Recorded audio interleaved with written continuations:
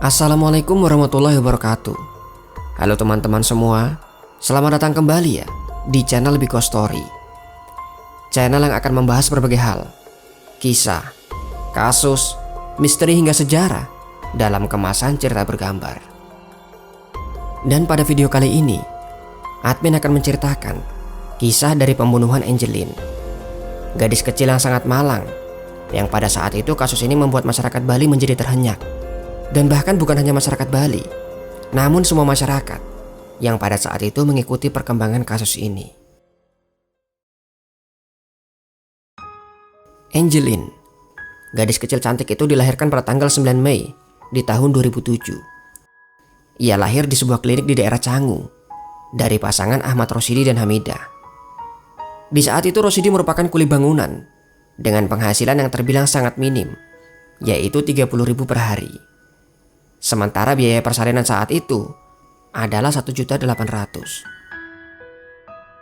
Di tengah kesulitan itulah, tetangga Rosidi mempertemukan mereka dengan Margriet. Margriet Christina Megawe bisa dibilang cukup berada dan bersedia melunasi semua tagihan persalinan. Namun dengan syarat, nantinya bayi tersebut akan diambil dan diasuh oleh Margriet. Meskipun bukan ini yang dikehendaki, namun bagaimanapun hanya inilah cara untuk melunasi semua tagihan itu. Mereka kemudian membuat kesepakatan berupa akta pengakuan pengangkatan anak yang ditulis oleh notaris Anne Wibowo. Belakangan diketahui, akta tersebut ternyata belum disahkan di pengadilan dan memang tidak sesuai dengan prosedur yang berlaku. Bayi tersebut selanjutnya diberi nama Angeline, yang merupakan nama depan dari ibunda Margriet. Margriet juga rupanya menuliskan janji lainnya, di mana nantinya Angeline akan menjadi ahli waris dari harta keluarga Margriet. Namun dalam perjanjian itu, jika seandainya Angeline meninggal dunia, maka semua harta akan kembali jatuh ke tangan Margriet. Mereka juga sepakat orang tua kandung tidak boleh menemui Angeline sampai ia berumur 18 tahun. Di awal adopsi, Angeline diperlakukan tidak ubahnya anak kandung sendiri. Ia memiliki 2 kakak angkat yang sangat baik kepada dirinya. Mereka adalah Caroline Megawe berumur 43 tahun dan Christina Telly Megawe berumur 34 tahun. Bahkan mereka mengajari Angeline dengan bahasa Inggris, sehingga sehari-hari Angeline berkomunikasi menggunakan bahasa Inggris dengan sangat fasih. Angeline juga dikenal sebagai gadis yang ceria. Ia begitu sangat disayang oleh sang ayah, lebih tepatnya adalah ayah angkat atau suami dari Margriet, yaitu Douglas Scarborough. Diketahui mereka adalah keluarga yang sering berpindah-pindah tempat, di antaranya Pekanbaru, Bekasi, dan terakhir adalah Bali.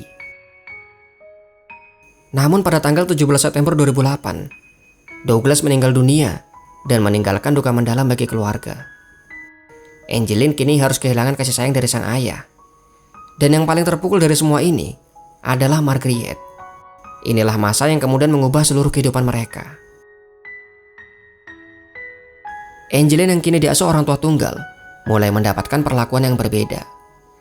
Kasih sayang yang selama ini selalu ia terima kini berubah menjadi penyiksaan secara mental dan juga fisik. Tidak lain dan tidak bukan, hal itu dilakukan oleh ibu angkatnya sendiri, yaitu Margriet. Margriet kini berubah menjadi sangat temperamental. Hari-hari Angeline dijalani dengan sangat berat. Ia bertugas mencuci baju, mengepel lantai, memberi makan seluruh binatang peliharaan seperti anjing, kucing, dan juga ayam. Rutinitas ini membuat tubuh Angeline tidak terawat, kurus dan juga berbau. Bahkan teman-teman sekelas pernah mengadu kepada guru bahwa mereka mencium aroma tidak sedap dari tubuh Angeline. Rupanya bau itu berasal dari kotoran ayam yang saat itu masih menempel di rambutnya. Angeline pun akhirnya dimandikan oleh guru di sekolah itu. Diketahui Angeline bersekolah di SD 12 Sanur yang ada di Denpasar.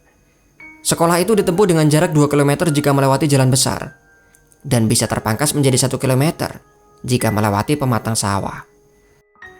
Ia pergi ke sekolah berjalan kaki setiap hari. Untuk anak seusianya, yaitu kelas 2 SD, tentunya hal tersebut sangatlah berat. Apalagi sebelum ke sekolah, ia harus terlebih dahulu memberi makan ternak, membersihkan rumah, dan ia pun harus mempersiapkan sarapannya sendiri. Sungguh sangat tidak terbayang, anak sekecil Angeline harus melakukan semua pekerjaan itu sendiri. Bahkan perlakuan Margaret terhadap Angeline bisa dikatakan seperti memperlakukan seorang budak. Hal ini tentunya berpengaruh terhadap prestasi belajar di sekolah. Tidak mengherankan jika Angeline sangat sering terlambat datang ke sekolah. Padahal jadwal masuk kelasnya adalah pukul 12 siang sampai dengan pukul 5 sore hari. Di sekolah, dirinya dikenal sangat pendiam, pemurung, lusuh, dan kesedihan selalu terlihat dalam dirinya. Para guru di sekolah tentunya menjadi sangat curiga. Mereka mencoba menanyakan langsung kepada Angeline. Namun Angeline sama sekali tidak mau bercerita.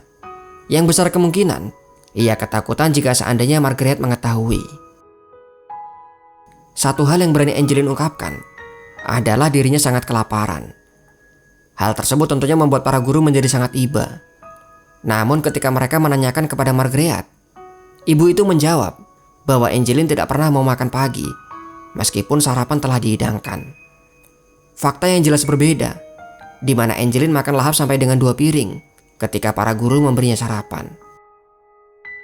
Yang menambah kecurigaan para guru, Margaret mengatakan bahwa ia sangat menyayangi Angeline.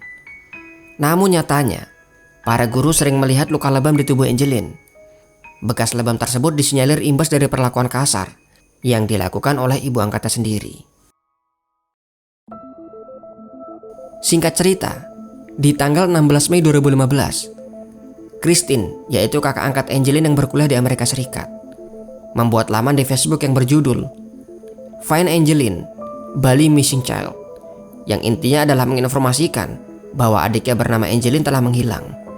Begitupun dengan kakak tiri lainnya, yaitu Caroline, yang menyebarkan selebaran bahwa adiknya telah menghilang. Padahal sebelumnya beberapa orang masih melihat Angeline bermain di depan rumah di jalan sedap malam. Ia di saat itu terlihat mengenakan daster berwarna biru muda. Tak disangka, keesokan harinya banyak warga yang membagikan informasi kehilangan Angeline. Hingga informasi itu juga sampai ke telinga polisi. Dan Margaret pada saat itu berdalih bahwa Angeline diculik saat bermain di depan rumah. Polisi dengan cepat langsung melakukan pencarian. Mereka mencari Angeline dari Denpasar hingga masuk ke wilayah Banyuwangi, yaitu tempat orang tua kandungnya. Hal tersebut tidak membuahkan hasil. Polisi juga memeriksa kamera CCTV di sekitar lokasi, memeriksa sambungan telepon, serta menggunakan anjing pelacak untuk mencarinya. Namun anjing pelacak tidak bisa mengendus jejak Angeline dan hanya terus berputar di sekitar rumah. Kecurigaan sebenarnya sudah mulai muncul, namun polisi masih menangani kasus ini dengan sangat hati-hati. Begitu hebohnya berita mengenai hilangnya Angeline, membuat KPAI akhirnya datang ke rumah Margaret dan berkomunikasi langsung dengan ibu itu. Mereka sempat tertegun melihat kondisi rumah yang sangat tidak layak. Pekarangan rumah penuh dengan kandang ayam, membuat tempat itu menjadi kotor dan juga berbau. Melihat kondisi itu, KPAI berniat mengambil hak asuh Angeline. Namun Margaret tiba-tiba menjadi histeris. Ia menangis dan mengatakan akan membunuh siapa saja yang mengambil Angeline karena ia sangat menyayanginya. Selain dari KPAI, 2 menteri juga datang, yaitu Menteri Pendayagunaan Aparatur Negara dan Reformasi Birokrasi dan Menteri Pemberdayaan Perempuan dan Perlindungan Anak. Namun kedatangan keduanya ditolak oleh Margaret. Sikap Margaret yang sangat labil dan tidak kooperatif membuat polisi justru semakin curiga. Apalagi Margaret kadang membuat alasan yang tidak konsisten dan terkadang bertentangan dengan fakta yang ditemukan. Ketika mereka memeriksa pembantu Margaret, yaitu Agus Taihambamai, pembantu tersebut akhirnya mengakui bahwa Margaret pernah memukul hidung Angeline hingga berdarah. Rabu, 10 Juni 2015, polisi akhirnya mengambil sikap tegas dengan memeriksa kembali rumah dan juga pekarangan secara menyeluruh. Angeline pun akhirnya berhasil ditemukan, memeluk boneka Barbie miliknya, tak bernyawa dan membusuk di bawah pohon pisang. Sebuah penemuan tak terbantahkan yang sangat menyayat hati. Dengan posisi memeluk boneka, seolah menunjukkan penderitaan yang sangat dalam. Kini penderitaan itu benar-benar telah pergi. Dari hasil otopsi, Angeline diketahui meninggal sejak 3 minggu sebelumnya. Di tubuh jenazah ditemukan bekas luka kekerasan, berupa memar pada wajah, leher serta anggota gerak atas dan juga bawah. Di punggung kanan jenazah ditemukan luka bekas sundutan rokok.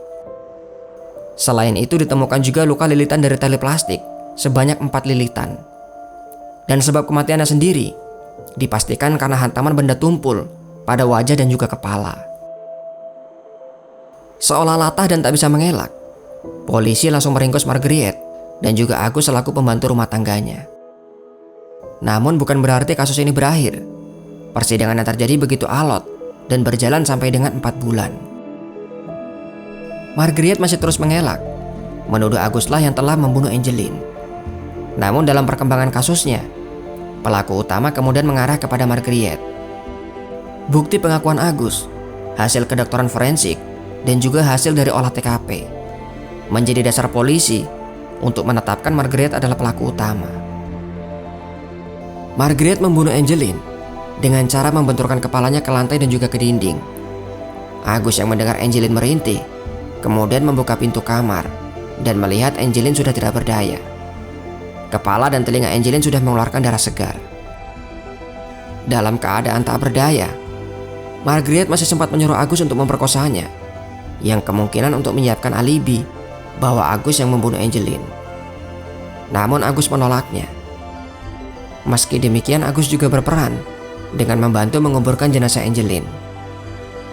Yang perlu digarisbawahi, pengakuan Agus dan juga Marguerite masing-masing sama-sama tidak konsisten. Mulai dari tempat, waktu, dan juga cara membunuh, semuanya kerap berubah-ubah di setiap persidangan. Bahkan Agus dan Marguerite, mereka sering saling melempar tuduhan dalam persidangan. Setelah melewati proses persidangan yang panjang, Agustai divonis dengan 10 tahun penjara. Sementara Marguerite divonis dengan penjara seumur hidup.